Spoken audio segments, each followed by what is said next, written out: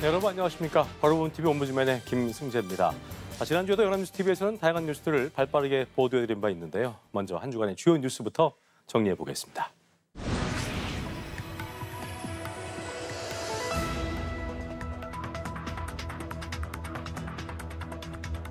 한미 무역협정 타결을 위해서 애쓰신 우리 일선 부서의 여러분들도 고생 많이 하셨습니다.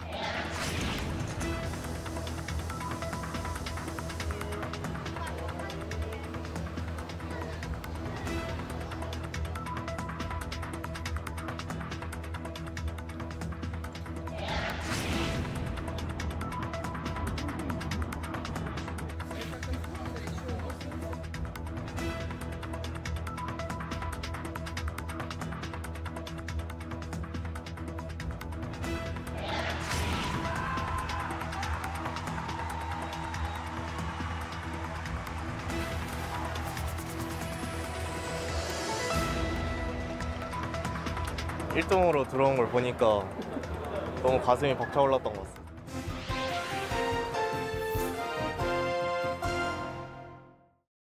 한 주간 보도 내용을 짚어보는 연합뉴스TV를 말한다 안지연입니다. 낮 최고 기온이 38도까지 올라가는 극심한 폭염이 이어지면서 일상 속 대응의 중요성이 커지고 있습니다.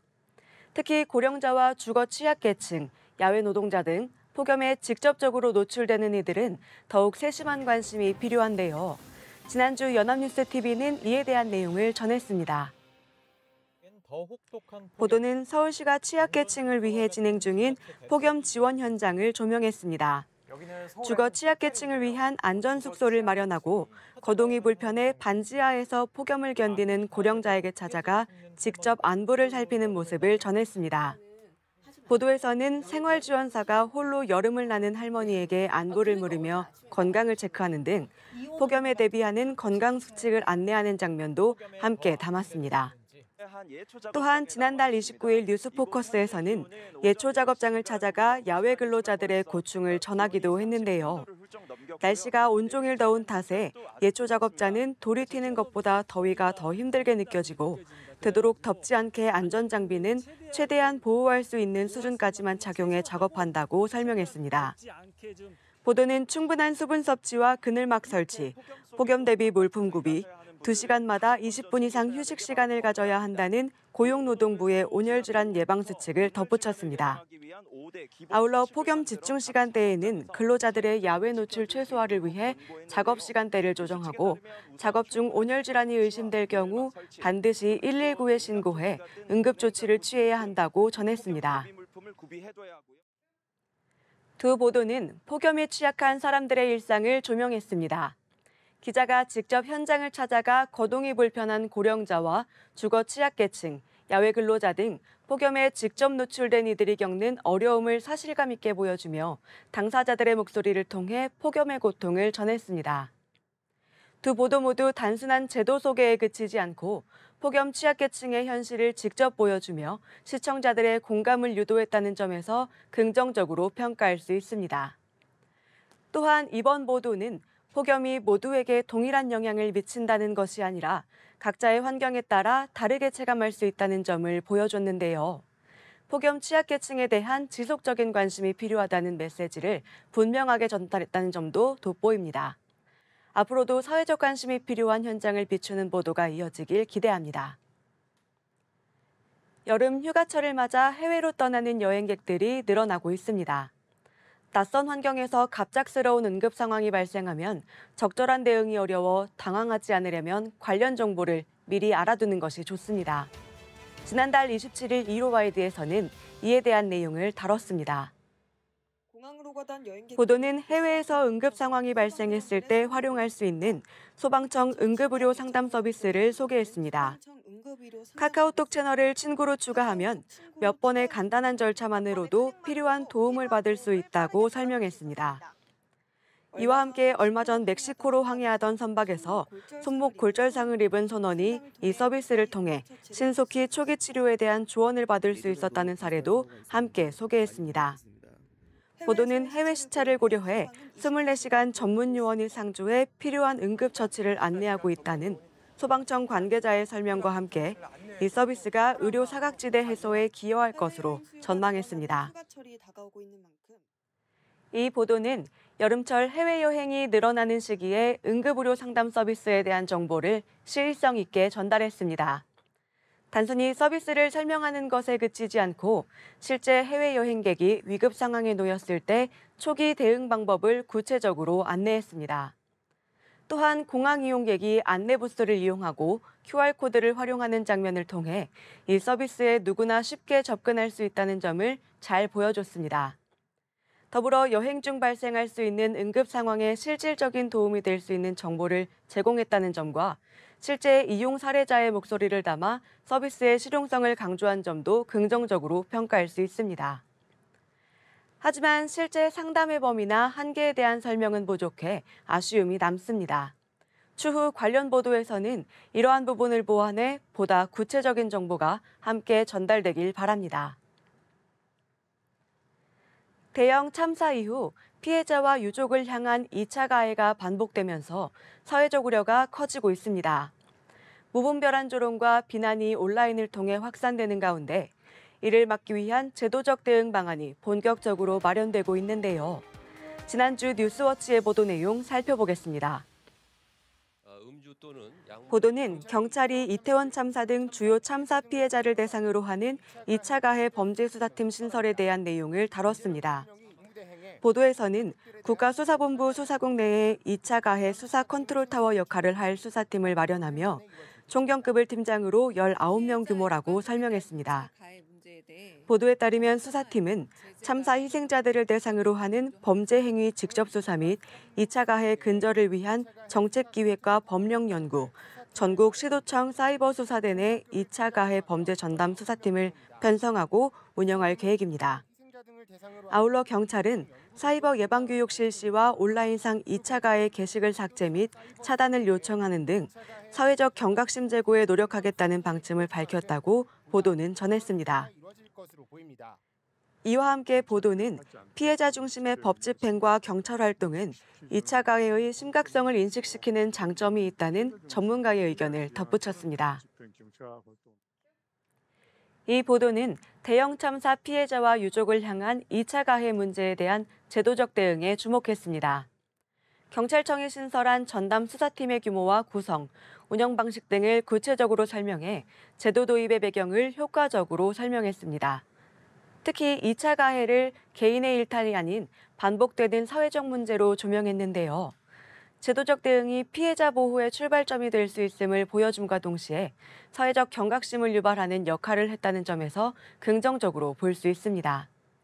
다만 한 가지 아쉬운 점은 시민 의견이나 당사자의 목소리를 담았다면 제도 도입의 취지를 보다 설득력 있게 전달하고 사회적 공감대를 더욱 넓힐 수 있었을 것으로 보입니다. 청소년의 흡연율이 증가하면서 일반 담배보다 액상형 전자담배 사용이 급증하고 있다는 조사 결과가 나왔습니다. 청소년의 흡연 행태 변화에 따라 규제 강화를 요구하는 목소리도 커지고 있는데요. 지난주 연합뉴스TV의 관련 보도 살펴보겠습니다. 보도는 청소년들의 액상형 전자담배 사용률 증가와 흡연 행태 변화를 다뤘습니다. 보도는 질병관리청 발표를 인용해 여고생의 액상 전자담배 사용률은 1.54%로 일반 담배 사용률 1.33%를 앞질렀다고 전했습니다. 보도에서는 여학생과 남학생 모두 액상형 전자담배 사용률이 급증하고 있다는 점을 언급하면서 현행법상 담배로 분류되지 않아 쉽게 접할 수 있어 규제 사각지대에 놓여 있다는 전문가의 의견을 덧붙였습니다. 이와 함께 보도는 액상형 전자담배 사용자들의 금연 의지가 상대적으로 낮다는 점도 문제라고 지적했고 청소년 음주 경험률도 학년이 올라갈수록 높아졌다고 전했습니다. 이와 관련해 청소년의 흡연과 음주를 막기 위한 규제와 정책 대응이 시급해 가정과 학교, 사회에서 청소년의 건강을 지지할 수 있도록 정책이 마련되어야 한다는 한 의대 교수의 주장을 덧붙였습니다. 이 보도는 청소년 전자담배 흡연 실태 관련 문제를 전달했습니다. 특히 액상형 전자담배 사용 비중이 높아지고 있다는 결과와 함께 합성 니코틴 제품이 현행법상 담배로 분류되지 않아 규제 사각지대에 놓여 있다는 점을 지적하며 규제의 필요성을 드러냈습니다. 또한 우리 사회에서 청소년의 흡연과 음주를 막기 위한 규제와 정책이 마련되어야 한다는 전문가의 목소리를 통해 보도의 설득력을 높였고 사회적 경각심을 유도했다는 점에서 의미 있는 보도라고 할 수 있습니다. 다만 청소년 흡연 문제는 다양한 배경과 연관되어 있는 만큼 통계 중심의 접근을 넘어 이 문제를 바라보는 보다 구체적인 시각이 더해졌다면 보도의 깊이를 더욱 높일 수 있었을 것으로 보입니다. 지금까지 연합뉴스TV 시청자 평가였습니다.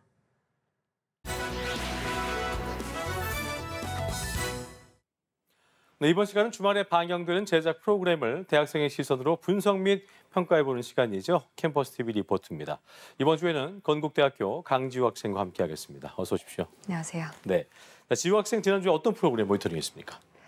네, 저는 낯선 한국이라는 나라에 정착해 가정을 이룬 사람들을 따뜻한 시선으로 담아내는 연중기획 하모니를 모니터링했습니다. 이번 방송에서는 멜론 왕자와 토마토 여왕의 쉴 새 없이 바삐 돌아가는 농촌 생활을 담았는데요. 자세한 모니터링 내용 지금부터 함께 보시죠.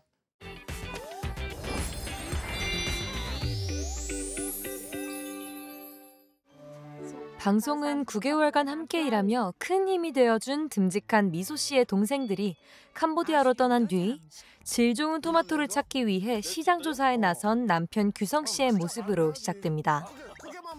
이번 방송의 주인공은 캄보디아에서 온 미소 씨와 남편 규성 씨, 그리고 농장의 최고참 농부인 시어머니인데요.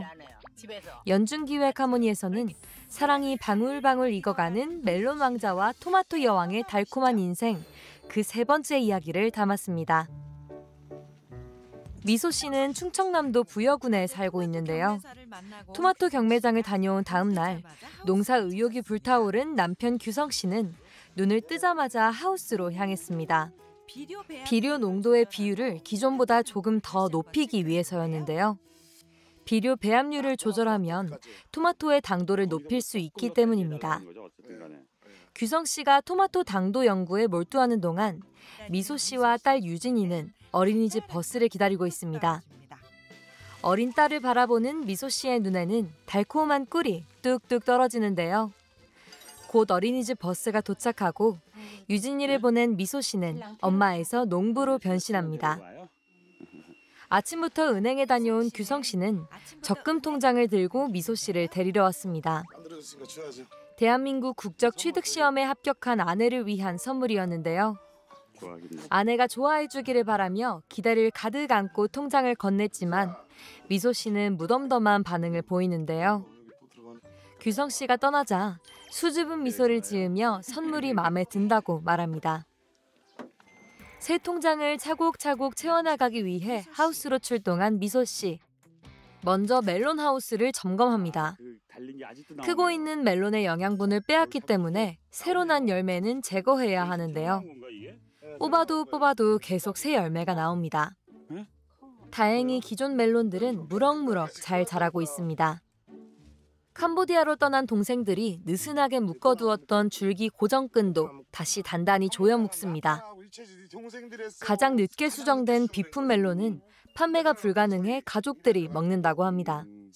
다음은 방울토마토 하우스입니다.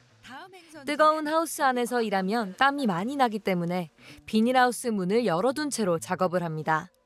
무더위 속에서도 방울토마토 선별과 포장 작업은 계속되는데요. 미소 씨는 무르거나 상처난 토마토를 보기만 해도 척척 골라냅니다. 동생들이 떠나면서 수확철 일손이 부족해진 탓에 작업 속도를 높여야 하는 상황입니다. 시어머니는 물론 미소 씨의 친정 부모님까지 나서서 일을 돕습니다. 땀 흘리며 정성껏 키운 토마토인 만큼 물러지기 전에 출하를 마쳐야 하기 때문입니다. 시어머니는 아주 작은 오차까지 따지는 까다로운 아들 규성 씨 때문에 힘들다고 말합니다. 시어머니와 미소 씨가 포장 작업에 열중하는 동안 규성 씨는 방울토마토 포장 박스의 재고를 파악하고 돌아오는데요. 해도 끝나지 않는 일 때문에 규성 씨는 얼른 식사하자며 외식을 제안합니다. 하지만 시어머니와 미소 씨는 하던 일을 마치고 밥을 먹겠다고 하는데요. 이렇게 마음이 잘 맞지 않는 고부와 아들은 아웅다웅한 모습입니다.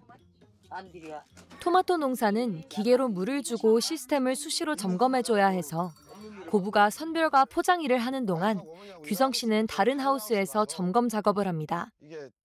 하지만 함께 일해주길 바라는 어머니와 아내는 불만을 표현한다는데요. 그럴 때마다 규성 씨는 역할을 바꾸자고 제안하지만 고부는 기계 다루는 일을 못한다고 말해 규성 씨는 못 말리겠다는 듯 미소를 지어 보입니다. 양말에 커다란 구멍이 날 정도로 하루 종일 토마토와 씨름한 고부와 찜통 더위 속 수확에 나선 미소 씨의 친정 부모님은 함께 하우스를 벗어나 시내로 향합니다. 외식보다는 집밥이 더 편하다는 고부에게도 오랜만에 외식인데요. 오늘의 메뉴는 마을에 새로 생긴 샤브샤브집. 고향 음식을 그리워하는 장인과 장모님을 위해 캄보디아 음식과 비슷한 샤브샤브를 선택했습니다. 그야말로 센스 만점 사위입니다. 규성 씨를 제외한 가족 모두가 처음 방문한 식당인데요. 야근 후 처남과 처제를 데려온 적은 있었지만 아내와 양가 부모님을 모시고 온 건 처음이라며 괜히 미안해하는 규성 씨.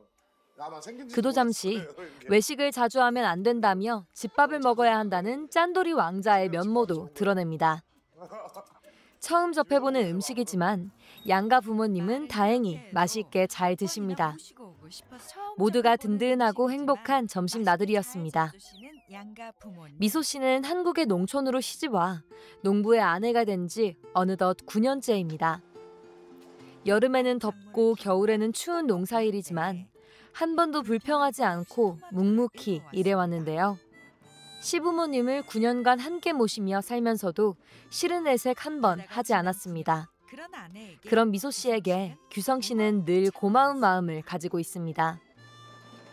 그리고 진짜 고마웠던 건 와이프한테 결혼을 하고 나 아파트 가서 살래? 밖에 나가서 살래? 제가 물어본 적 있어요, 한번.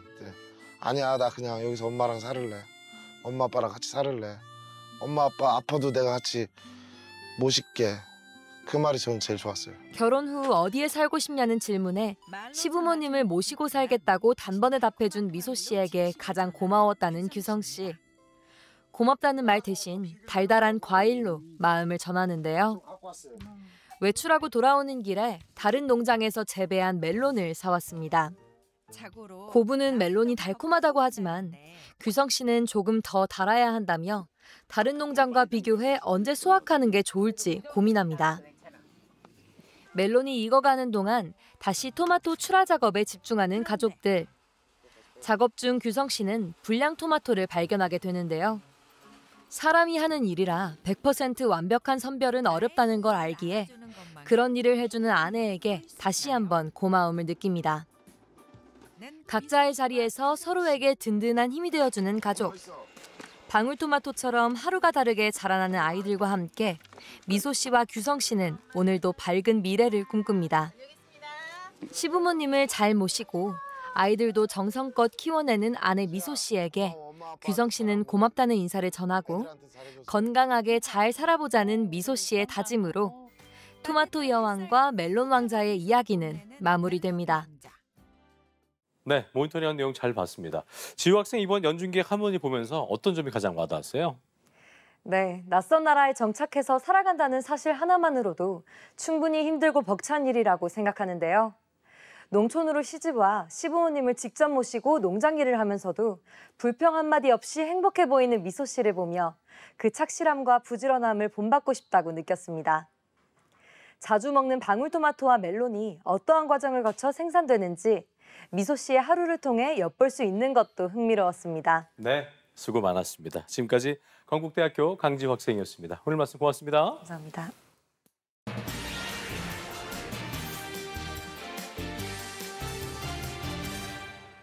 올여름도 예외는 아니었습니다. 기록적인 폭우에 이어서 역대급 폭염이 이어지면서 기후재난은 더 이상 이례적인 일이 아니게 됐는데요.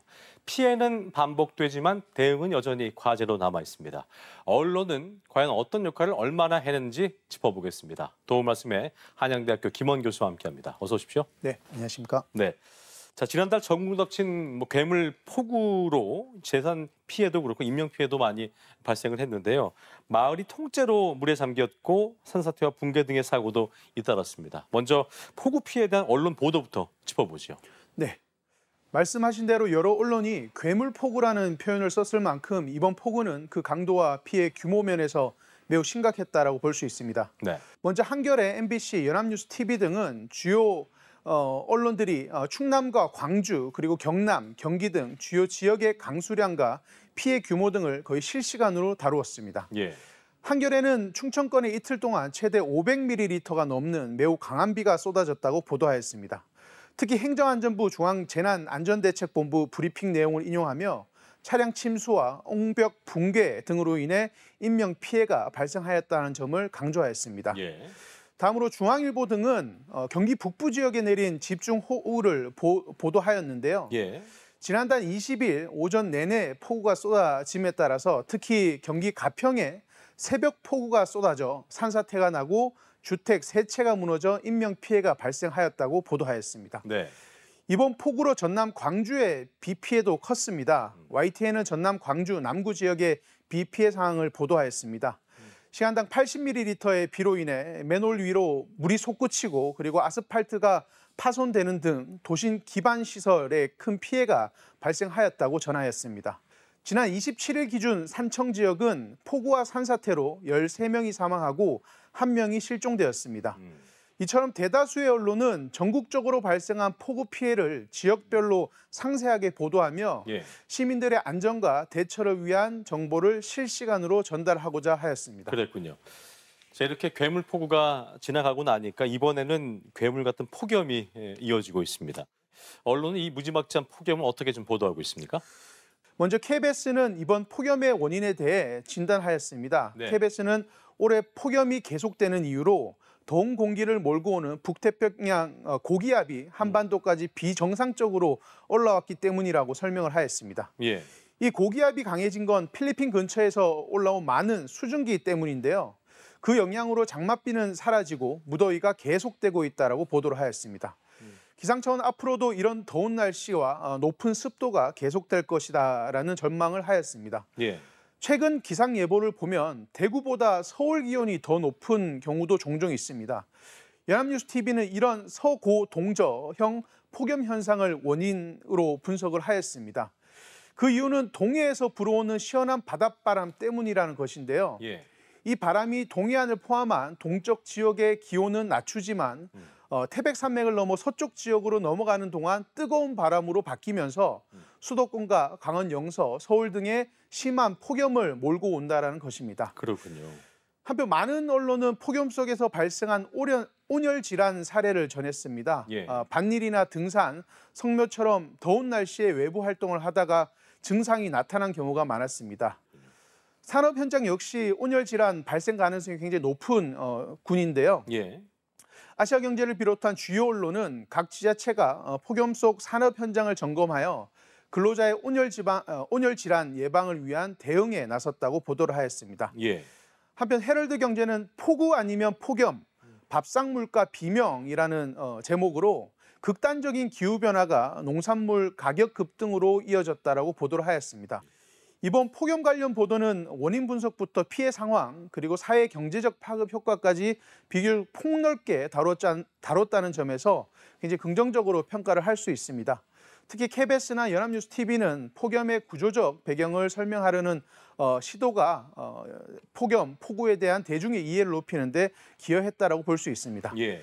다만 일부 보도는 단순 피해 사례 나열에 그쳐서 기후 위기 시대에 필요한 심층 분석과 제도적인 대응 논의는 여전히 부족한 측면이 있었습니다. 그렇군요. 일부 언론의 어떤 대응 논의에 대한 부실함에 대해서 짚어주시기도 했는데 사실 비가 오고 무덥고 이런 현상도 문제입니다만 더 문제인 건 뭐냐면 이런 극한 기후의 어떤 발생 빈도가 매년 늘고 있음에도 대응책이 마땅치 않다는 걸 겁니다. 언론은 재난 대응 문제에 대해서 어떻게 좀 보도를 하고 있습니까? 우선 한국경제는 정부가 지난달 25일을 기해 폭염 위기경보 수준을 심각 단계로 격상하고 예. 중앙재난안전대책본부 1단계를 가동했다라고 보도를 하였습니다. 이는 전국 대부분 지역에 폭염특보가 발효된 가운데 향후 체감온도가 35도 이상 날씨가 지속될 것이라고 예상된 데 따른 조치라고 볼 수 있습니다. 예. 정부는 노인과 농업인 등 취약계층 보호, 그리고 야외 공사장 안전 점검, 쉼터와 냉방시설 운영 확대 등에 나섰습니다.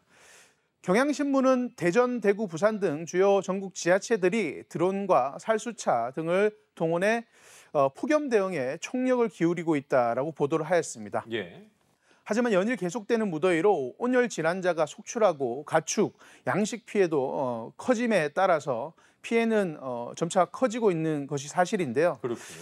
다만 이러한 대응이 사후적이고 단기 처방 중심이라는 지적도 있습니다. 응급처치 수준의 대응이 아닌 예방적 인프라 확충이 필요하다라는 지적인데요. 그렇군요.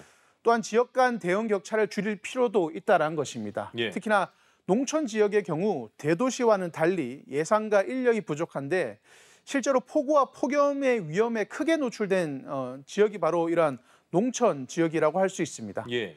농사에는 다 때가 있다라는 인식 때문에 무더위 속에서도 논밭에 나갔다가 쓰러지는 노인들이 많았다는 것인데요. 예.